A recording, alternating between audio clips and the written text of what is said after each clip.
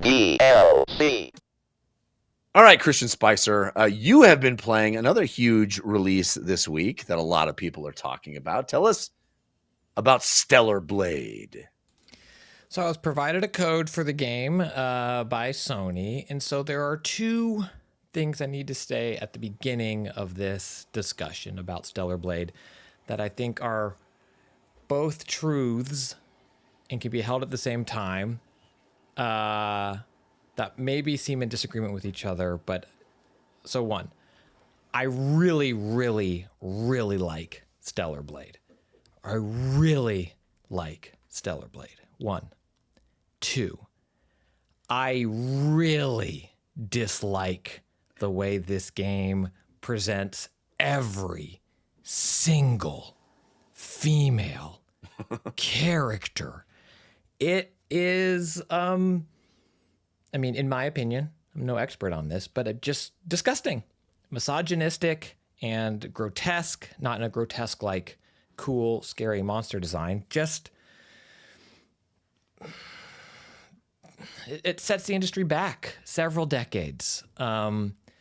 It's in poor taste and in no way makes the game better.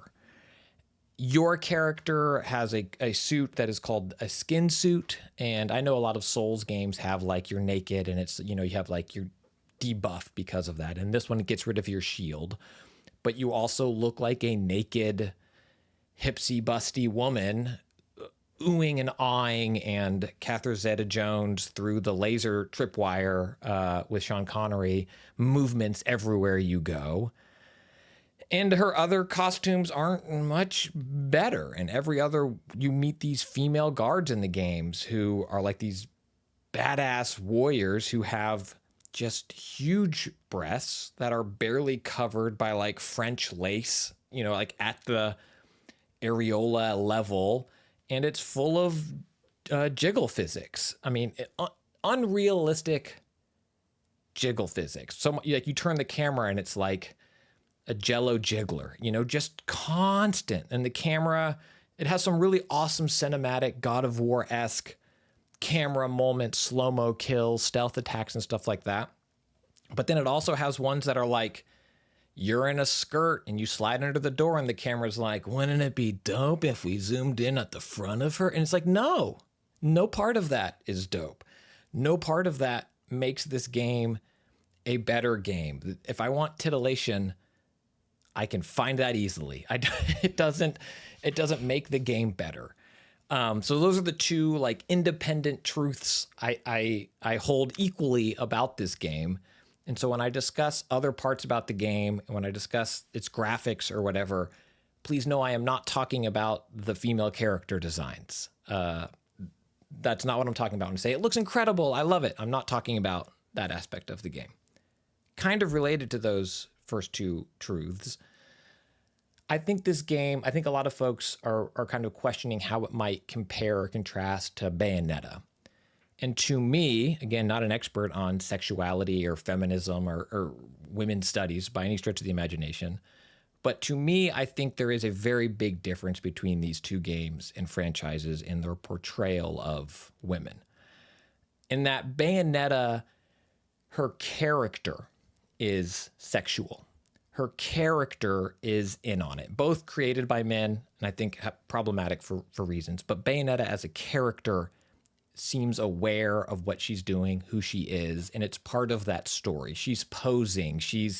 It's cheesy, it's cheeky, it's engaging with other characters in the world where she's flirting with the bartender in hell. She's flirting with the demon that's trying to kill her. She uses it to distract an enemy. It is part of that game, for better or worse. In Stellar Blade, there's nothing. There's no acknowledgement. There's not even like, an anime version of like the guy who gets distracted by looking at these women that walk by and then, whoa, slips in a puddle and whatever. Like it just doesn't, she doesn't talk about it. Eve is the character's name. None of the characters address it. All of the male characters, I mean, some of them have like armor on armor, you know, it's like, oh, no skin showing, no, male gaze, male hot dude portrayed in the game. And so it feels like it's literally there just to be like, game from the early 90s. And I think that is a very big difference about how games address a sexualized character, where one is aware of it, part of it is part of her character, and the other is like, this is just frosting we put on this thing to now send it out into the world.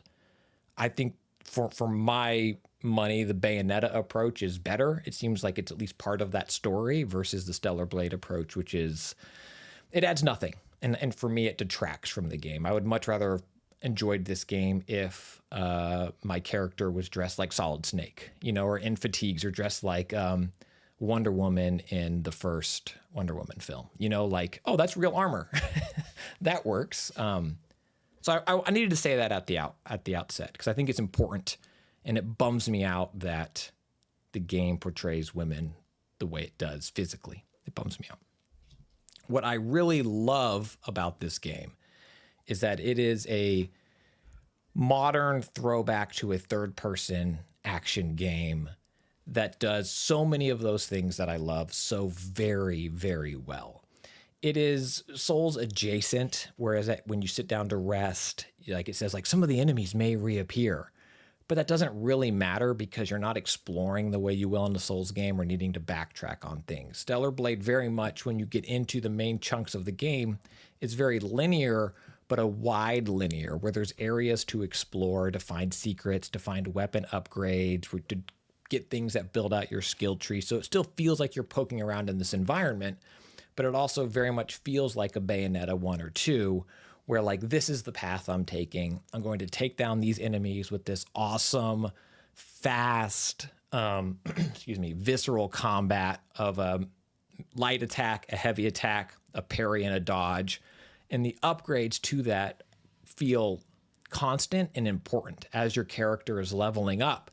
It feels good. You get do I want to use this? It gives me an extra attack after a perfect parry because that's the way I want to play. Or do I want to prioritize leveling up to get this move that allows me to reposition after a dodge that gives me an advantage around some of these bigger enemies? It does a lot of that combat stuff in a way that I find very satisfying that I think Rise of the Ronin was missing.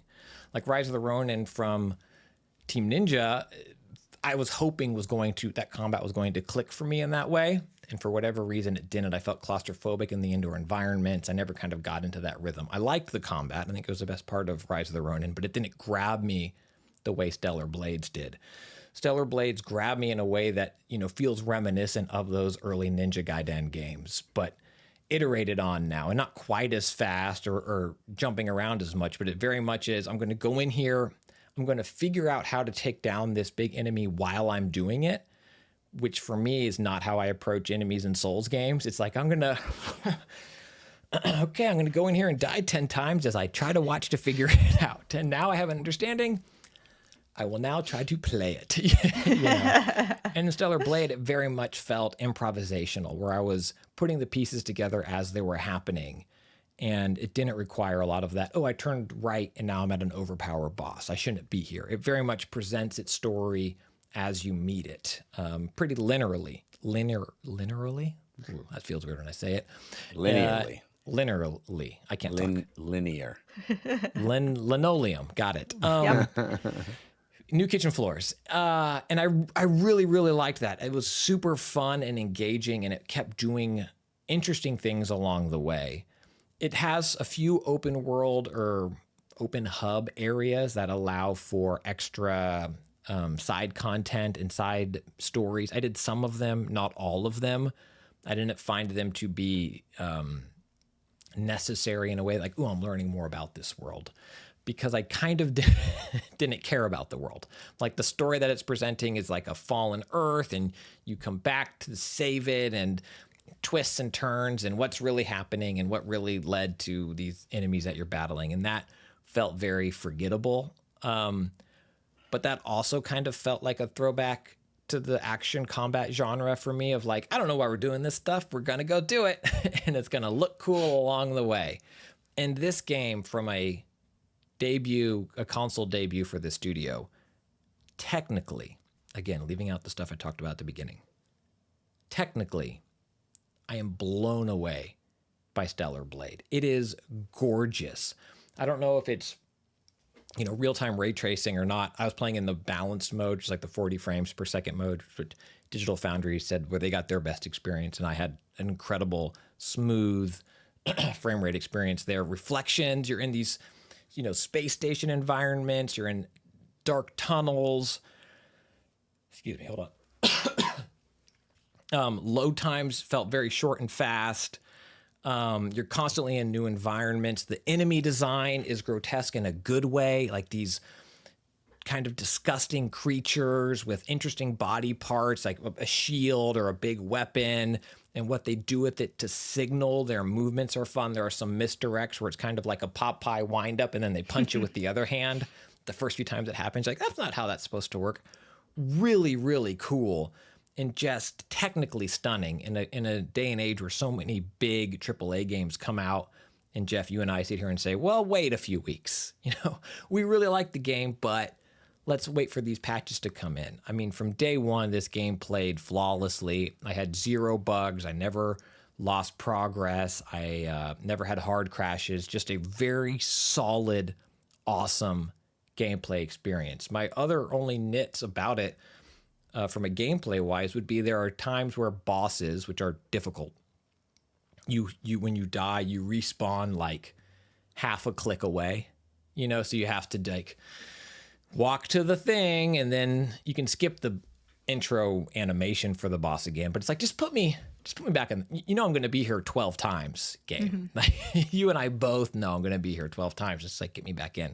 So I found that a little frustrating toward the end. I did turn it down to easy for the last 2 bosses, I think, because I was missing my parries real bad. And at that point, I think it was like 25 hours into the game. And I was like, I know I'm close. I think this is the last boss. Okay, there's more bosses. I'm close enough. So I did click it down there. But I think there's a whole lot to like in it. And I think it shows what this genre can be. And not everything needs to be a Souls game. This definitely has trappings of that. But it very much more feels like the action combat.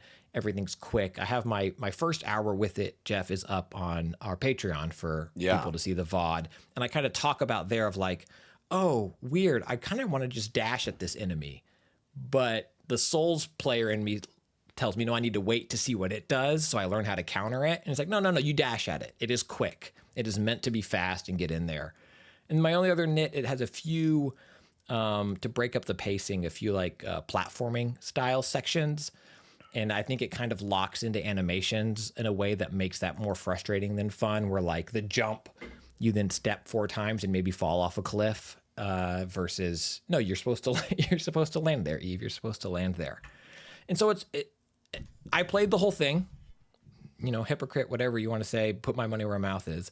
I played the whole thing and I really enjoyed my time with it. But there is no world in which I think this wouldn't have been a better game with better female character design. If it didn't make you feel so icky. Yeah. I mean, not even icky. It's just bad. For me, there's 0 value add in that. There's 0 value add in those characters looking the way they did. And they're not part of the story. And even just a throwaway line, I would have like, explain it if you're going to do it, but they don't. It's literally just there to be titillating, and I think it sets the industry back, and it's a real bummer. The combat and this kind of old school approach to third-person action combat, I think, is exquisite. So I don't want to recommend or not recommend the game to folks. I think it depends on which side of that line they find themselves on, whether or not they can tolerate it or not. But I'm excited for what the studio does next, hopefully learning from this game and making some character design corrections going forward. That's Stellar Blade on PlayStation. Oh, you're playing on PlayStation 5, right? Is it exclusive to 5? It's PlayStation 5. Yeah. Rarity, honestly. You can get the full audio version of this show by subscribing to the RSS feed, which you can find at dlcpod.com. And you can support the show on Patreon at patreon.com/dlcpod, where you will get ad-free versions of the show, video versions of the show on demand, and a whole bunch of extra content, like Wednesday's show, paid DLC, including spoiler chats, so much more. That's patreon.com/DLCpod.